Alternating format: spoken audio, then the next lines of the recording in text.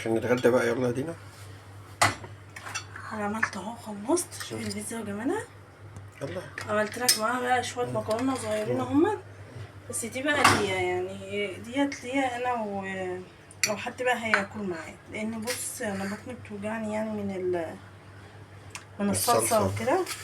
فانا عملت ايه بالجبنه الرومي كده، فيعني ايه، يعني من ايام ماما الله يرحمها كانت لما حد يبقى تعبان تروح اعمله شويه مكرونه كده بالملح وتشوحهم بحته سمنه وتحط عليها شويه جبنه رومي.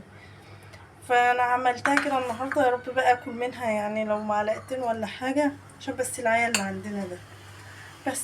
والبيتزا بقى دهيا عشان البيتزا المحروقة زي البانيه المحروق بالظبط. ايوه، واخد بالك انت؟ كل واحد يقول لي أيوة. بذمتك يا محمد بامانه كان طعمه ايه؟ والله مية مية. بس كده. في مثل اللي بيقولك ما يعرفش يقول ايه. عدس. هو كل واحد عمال يتكلم على فكرة براحته، خلي كل واحد يتكلم براحته، ما علينا. هو ديت بقى المكرونة دي يا جماعة بتبقى حلوة جدا، بتشربها بحتة سمنة وحبة ملح وتحط عليها شوية جبنة رومي كده مبشورة، بتطلع حلوة جدا مع البيتزا. شوف البيتزا دي بتطلع طرية ازاي، ديت عشان ايه هنعجنها في الاخر بحتة زبدة بس.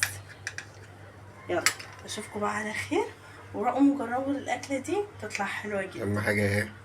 البيتزا المحروقة. يلا سيب كل واحد ده ينتدان. يلا باي باي يا جماعة.